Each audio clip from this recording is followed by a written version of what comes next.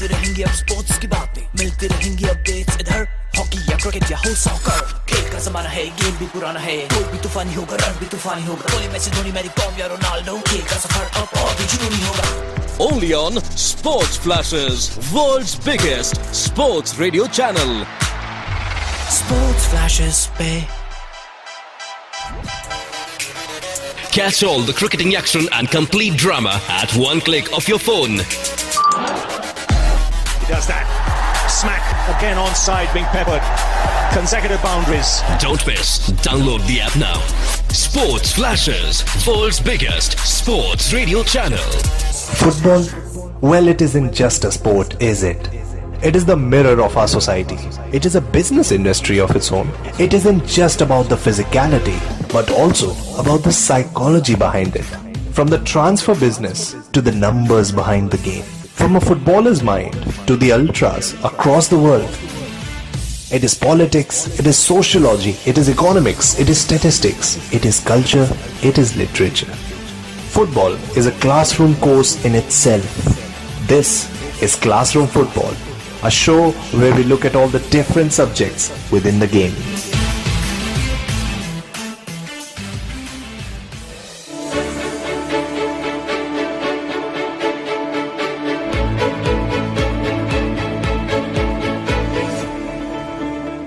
Hello and welcome to Sports Flashes. I am Rahul Pandey and you're listening to the Classroom Football Podcast. Since my childhood, well, for most of the people from my generation and the upcoming ones, the love for football was and won't be a byproduct of the on-field action. Well, of course, that is the first and foremost reason for it. But there's another industry that is reflective of the same, the gaming industry, and banking on it further today, the esports industry. Over the last few years, the relationship of esports and the gaming industry with football has been a rather interesting subject, and that calls for a discussion. And that's what we do here at Classroom Football. So I was joined by Sean Callanan from Melbourne. He is someone who is closely associated to the esports industry and also owns an esport franchise. Yeah, which is amazing, isn't it? So before you listen to our discussion, I would like to remind you that Classroom Football is now available at Spotify. But if you want to listen to our episodes ASAP, then you need to tune in to Sports Flashes Radio on every Friday. We have our website and app which runs our radio live, and the Classroom Football will be available every Friday at 10 a.m. and 3 p.m. Indian Standard Time. Okay, enough from me. Now you can listen to the real deal.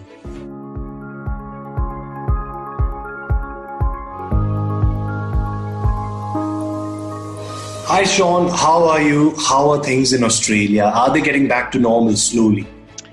Slowly but surely they are starting to. We're starting to loosen restrictions a little bit. We're allowed to be in groups of 10 and those kind of things. So it's starting to get back to normal. Not exactly normal yet, but starting to. Okay, so this is very interesting, Sean. You know, I'm supremely excited about today's topic of discussion, esports. Tell us a bit about your story with this industry. What was it that drove you? You are someone who wears multiple hats in the sporting industry. So when did this love affair begin? My business, which is Sports Geek, Yes. which I've been running now for 11 years, Yes. working with sports teams and leagues around what they do in the digital space. I've always been really excited about engaging with digital fans and working with multiple sports, so whether they be in cricket, Australian rules, rugby league, netball, basketball, and it's all very much been the same. How do we connect with digital fans? How do we get them into the stadiums when we're allowed to? Current pandemic notwithstanding. And so talking to a lot of people in the world of sport, they were trying to engage digital fans via all the social media platforms and digital websites and apps and the like. And there was this, growing concern or attention, and I sort of liken it to the world of sport looking over their shoulder and going, what's this thing over here, this thing called esports and gaming? So, and trying to understand whether it was a threat and they were going to effectively steal the next generation of sports fans, or was it an opportunity? And I guess the sports geek in me that looks at the digital fan and how to engage digital audiences saw it as an opportunity. I saw the gaming and esports space very similar to the sports scene when I started Sports Geek. When I started Sports Geek in 2009, it was probably just the starting point of social media, and the fans were starting to congregate on these digital platforms. And over the past 10 years, sport has figured out some means to commercialise those fans, whether it's selling them tickets, merchandise, reaching them with sponsorship campaigns. So I saw the same opportunities in esports. So that led me via my podcast, creatively titled Sports Geek, interviewing people in the world of esports to understand the business a little bit better, and how it's structured and how it's the same as sport, and how it's different. And then to take to make a long story a little bit shorter, in 2018 I was asked by the guys at Riot Games here in Australia to help them find an 8th team for the Oceanic Pro League. They were looking for someone to take over the license for a League of Legends team. And part of that process led me to be bidding on that spot. And so I became an esports team owner. And 6 weeks later, Gravitas, as a team and a brand, was born. So I'm now about 18 months into my journey as a esports team owner, and in it far deeper than I probably would have thought of a couple of years ago. That's a really interesting story, how you got into these multiple positions through this one lane, which is the esports. And now coming on to what our topic of discussion is for the day. Whenever and wherever there's a discussion about esports and the gaming industry, there's no way in the universe that we can exclude football. I still remember my first football game was an EA Sports FIFA 2003 demo. It was a demo game. And, then I started playing Winning 11-8, and I was so hooked up to these games. And even now, whether it's FIFA 18, 19, 20, and we just keep on waiting for that particular date every year. Well, so the role of these games has been, in shaping an even larger audience for the sport across the world. And it has been phenomenal how it has reached out to audiences who are not strictly sports fans, but now do have some sort of an interest in the game, isn't it? Oh, yeah, definitely. I mean, I think, when people are looking at the gaming space, especially from, our world, of the world of sport, and whether it be football or basketball, they naturally start looking at the sports sim games first. If I had to pick a game I played before I owned a League of Legends team, it would have been NBA 2K because I'm a basketball guy, but I've also played a bit of FIFA. But in the larger scheme of the world of gaming, they're still relatively small in the total number of people who are playing games, because that includes people playing mobile games, whether it be like Candy Crush and the like, to console games to PC games. And some of the so talking to people in football, where they be in leagues and what have been termed e-leagues, it is a way to engage that fan base, but it's not necessarily introducing a lot of new people. What the studies have shown is a lot of people who like football play FIFA, and a lot of people who like basketball will play NBA 2K. I do think there's an opportunity there that fans do have deeper ties, and potentially start following other leagues a little bit more closely because they're playing the game. But I'm not sure it's recruiting people to the sport itself. As far as I'm playing FIFA and becoming playing football, or even attending games. But it is an easy way for those sports to get into the world of gaming and esports, definitely. Yeah. And I think what's more fascinating is that I mean, I've been inclined to the work in sports media for the last 9 to 10 years. That is when I made up my mind to join the sports broadcast media. But whether it is us or the fans of the sport, what is most difficult for people to cope up with in the sporting industry are the statistics and the facts. What has been commendable on the part of esports and the gaming industry is that a boy or girl sitting in northern Russia knows the exact gameplay attributes about Brazilian winger Neymar. Is that something that those associated with the industry always look up to? With every passing year, apart from the updates, is there a considerable amount of thought that goes into creating a formula to engage users and fans into the intricate side of the game? They are definitely looking at different ways to engage and draw players in to play more. And so some of that is make it more lifelike.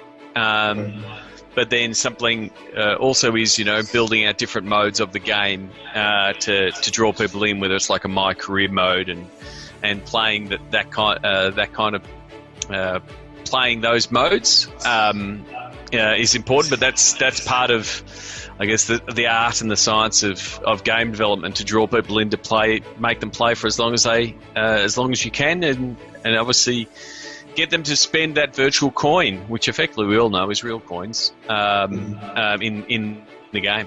And talking about these things, these are interesting times to live and be a part of the audience for esports. Ever since the pandemic started taking over the sporting industry, esports just sort of, the industry people sort of took it to themselves. Right, there are very few things that fans can associate with live sports, and we are possibly the best. So let's make amends on to something big. I mean, sports broadcasting channels across the world who were and are under serious threat of loss of a lot of money regarding the broadcasting rights, they are literally showing esports matchups between two players with live chat features, and all of these things orchestrated by a commentator. So these are the kind of shows that are going on the sports broadcasting channels these days. And La Liga, the Spanish football league, even came up with their own esports version of the league, La Liga. And it did capture a number of eyeballs. But for the fans and people like you who know the industry a little bit more than us, this shouldn't come in as a surprise, or did it? Oh, it's not so much a surprise. I think what COVID has done has accelerated a lot of things, whether they be digital transformation. I think the trajectory of esports and gaming going mainstream was starting to happen. We were starting to see esports being broadcast on mainstream. So we'd already seen some esports be profiled and highlighted on channels like ESPN. Obviously, when you take away all traditional sport, those broadcasters are going to clamour for content. That content's always been out there and living on the traditional platforms for gaming, so Twitch and YouTube. So now more people have seen it. It does help, but I think it's still probably it's something that was eventually going to get there anyway, as this audience has grown up with gaming natively. It's something that they do natively, and they watch. It's natural for them to watch people play a game. Mm-hmm. That would have happened eventually as the 15 to 18 to 24-year-olds that are currently watching gaming and esports will be the subscribers and will be the key demographic for advertisers. Mm-hmm. I think that's just a natural trend. I think the fact that there was absence of traditional sport, it just accelerated that. So it's going to be interesting to see what sticks around, what potentially gains a new audience of people that haven't watched it before. But I do think it was just accelerated by COVID and the fact that there was no content there to fill. Yeah, and even now you see, the process of resuming these leagues, the live sports leagues, has only just begun. In Germany we have seen the first major sporting league resume, Bundesliga, and in Spain also the government has given the nod to the Spanish league to be resumed by the 8th of June. But it is only a matter of time that things get back to normal, even though the fans won't be there in the stadiums. And that, I think, is one thing that will leave a huge impact on the importance of live sports, because without fans, it just looks like an orchestrated drama. However, how is the esports industry looking to bank on this global break in the sporting events? You must be in a conversation with a lot of people who are part of the esports industry. How are they looking to sort of accelerate the process on their own while the live sports take a backseat? I think the main thing is the education around, for brands, is the education around esports and how it can be the same, but also how it is different. So the traditional model that is currently being challenged by a virus of TV money effectively fueling a lot of the sport, that doesn't exist in esports. Most of the broadcasts are broadcast on Twitch and YouTube without payment. So a lot of the model for esports is heavily focused on sponsorship, because it doesn't have media and it doesn't have ticketing. There's very few events. There is big events that happen, but not as frequent as, the IPL cricket or an NBA with 82-game schedule. So there's not a lot of people in stadiums, which is what's been an advantage, being able to run a league online. But the business model is heavily skewed to sponsorship. And so we're talking to a lot of sponsors that have traditionally grown up with TV revenue, TV ratings, traditional TVCs and ad spots inside the broadcasts, traditional TV broadcast integration, trying to figure out what that looks like in an esports world. Where do they put the ads? How does it look? What does it look like? So there's been a lot of education in the space. I think it's accelerated over the last couple of weeks as esports has been getting a lot of publicity, but I think there's still a long way to go. I think more of them are now a little bit more educated, but obviously it's a really tough advertising market out there right now, as sports are hurting, but also a lot of businesses are hurting. So it's not like all the money that was going to TV was just going to jump straight into esports because of the current circumstances we're in. Absolutely. And I think there's an interesting point which we both can talk on. I'm from India and you're from Australia. So the thing here being that football is... and especially let's talk about the games such as FIFA and Pro Evolution Soccer. I mean, what a sort of popularity trend that you see in these games, particularly in Australia, where per se we are not the big guns running the game of football around the world. I mean, A-League has seen a bit of popularity in the last few years compared to its historicity. However, we are still not there in the big league as of now. Even then, I believe from a marketer's perspective, FIFA and both PES are and will be looking towards these countries for the huge number of people who are into esports and gaming. I do think it is definitely an opportunity that has a growing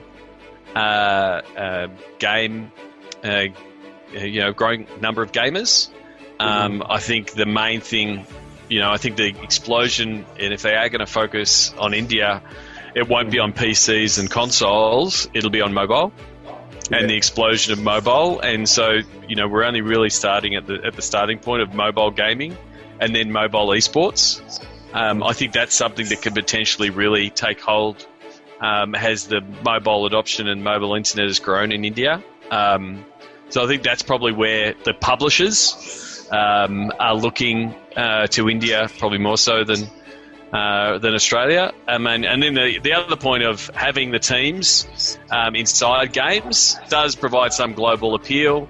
There is value in the sponsors on the jersey that happen in FIFA. I know a lot of it's got to a point where some of the MLS teams in the US have actually done their jersey sponsor reveals inside the game, and that's how they've launched them.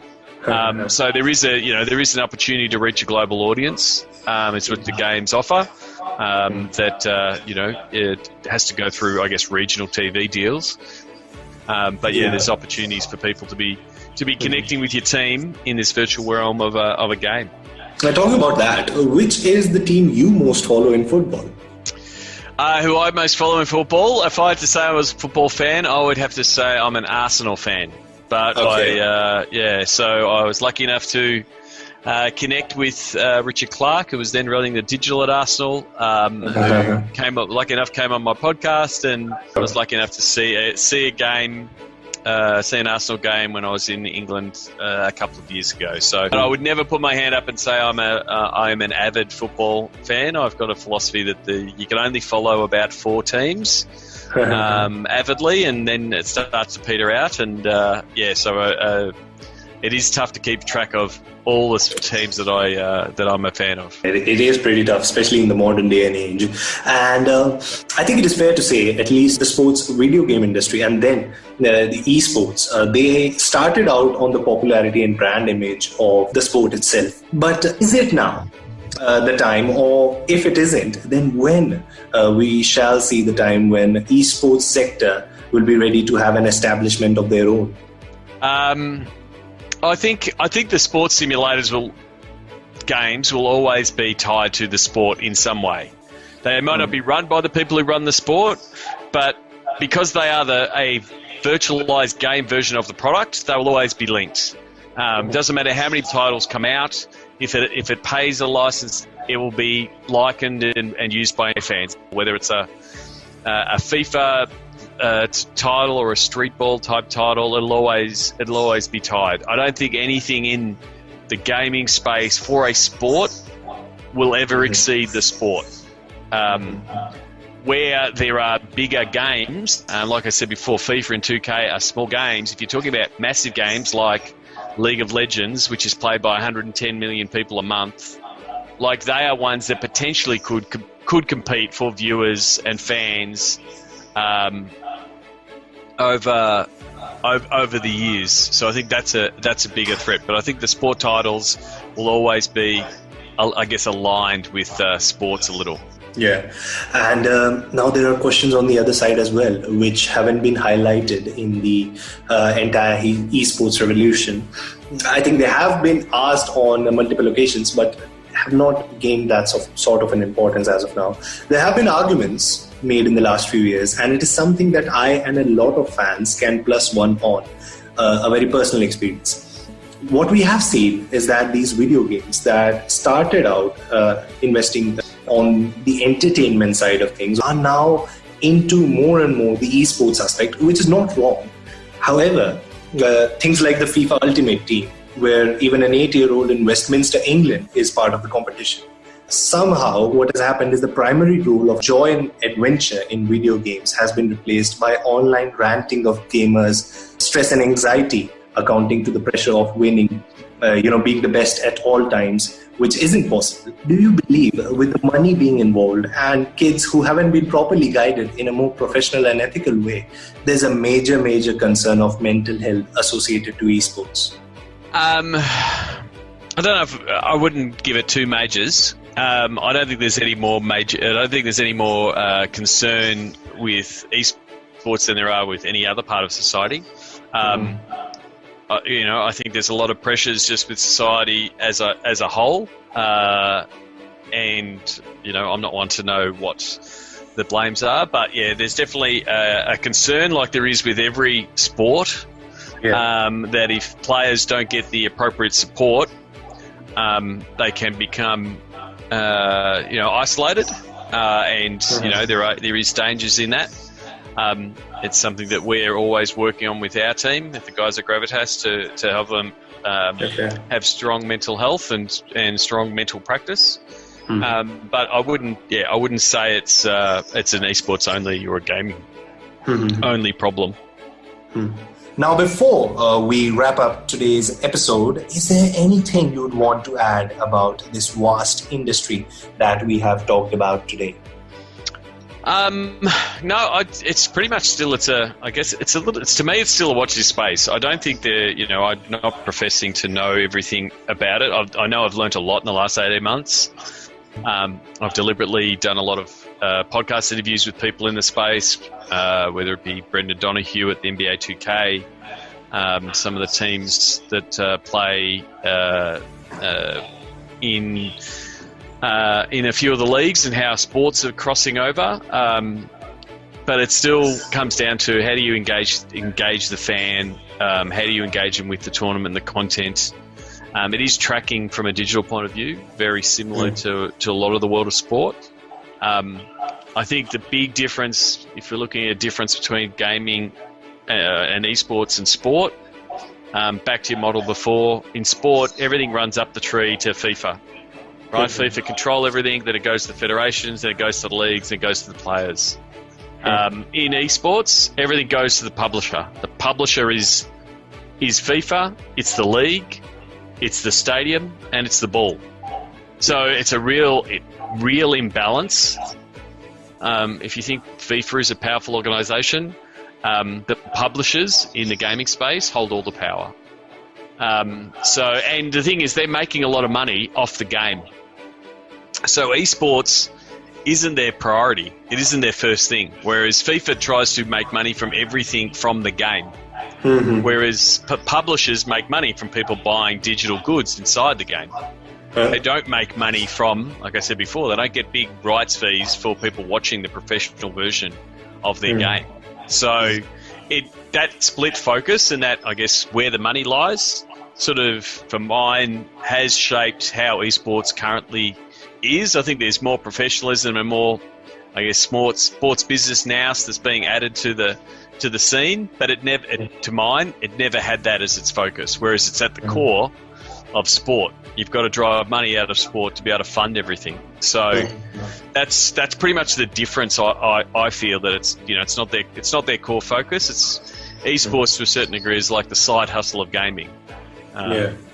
So it does create a different focus. But if people want any more info, they can Google me, Sean Cullinan or Sports Geek, and find a number of podcasts both on sport, a bunch on football. Lucky enough to have guests from Arsenal and Real Madrid and the Portland Timbers and the clubs here in the A-League. So if you're a football fan, you'll find a fair few football podcasts in the Sports Geek catalogue. That is great. It has been an enlightening discussion with you, Sean. I don't think I've talked this much about the gaming industry and esports to anyone, and that too in this depth. Thank you so much for joining us today. No problems, Rahul. Thank you so much to our listeners, and that is it from us in today's Classroom Football. For everything about sports, stay tuned to Sports Flashes.